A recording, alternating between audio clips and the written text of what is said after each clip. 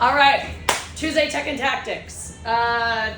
This movement that we're gonna cover is the power snatch. This is our movement of the month in our Friday sessions. And so we kind of want to break down what options you have in order for you to get a little bit heavier and a little bit more explosive in the movement. There's going to be 3 points that I'm going to be talking about: starting position, hand positioning, and catching position. So first and foremost, the starting position. Question that we've been asked is it a squat or is it a hinge? And it varies. If you're thinking about it for speed and you want quickness in the movement, you're better off in a hinge position. In starting in a squat position, though, we're going to get a little bit more force from the quad. So let me go through both of those so you can kind of see. Starting position. So if we're in a hinge, hips are always going to be above the knees. So as I'm starting here, okay, feet are going to be forward, hips are going to be back. I'm going to have a little bit more of a hinge or an angle in that back.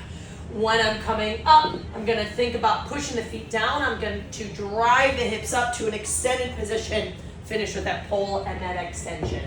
So this is starting with the hinge position, hips up. As I drive up, hips explode, drive, punch, and end. Now, I can also start a little bit more in a squat position, which means my knees are driving over the toes. Okay, hips drop down, and I'm here. Again, what this allows me to do is use more of the joints from my knees and my hips, but it's still a hip aggressive extended position up at the top. This allows me to get a little bit more force in the push down, knees drive up, and punch. All right, so can you do it in both? Yes. Is it going to be a little bit more tiring and fatigued if you're doing multiple repetitions for a longer period of time by squatting every single time? Yes. So this is where we often say starting with that hinge position, hips a little bit higher, driving the hips, exploding those up. Second is going to be hand positioning at the start. You can either have the weight in a neutral position, which means the dumbbell is in the middle, or you can have it in a prone position. Okay, so depends on which one you're comfortable with. Play around with both. What I like about this one, which is the prone, you're already able to keep that weight nice and close to the body as you're pulling it up and extending those hips, versus when the weight is in a neutral position, it's a little bit more here on the outside, a shrug versus extension of a pull here.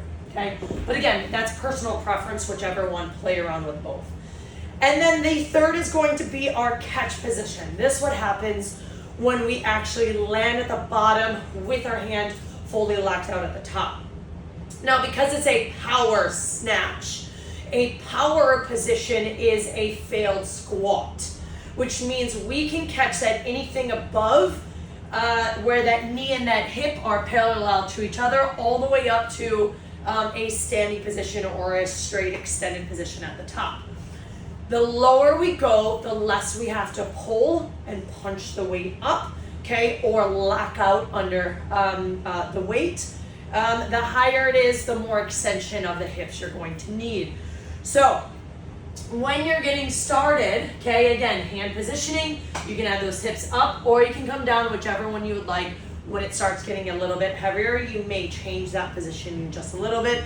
But in the catch, I'm going to show you what it looks like at the top of the position, or what we would kind of consider like a muscle snatch. You can do this one as lighter, okay, extend up, legs don't bend. That would be considered that muscle snatch, okay? Now that would be the lightest weight of being able to actually drive up. Second is going to be that power catch position. So as I'm coming up, hips up, extend, and I catch. Now I have a slight bend in those knees, I stand all the way up. The lower I get, okay, the less I have to pull up. Now from here, extend, much more of a squat, driving back up.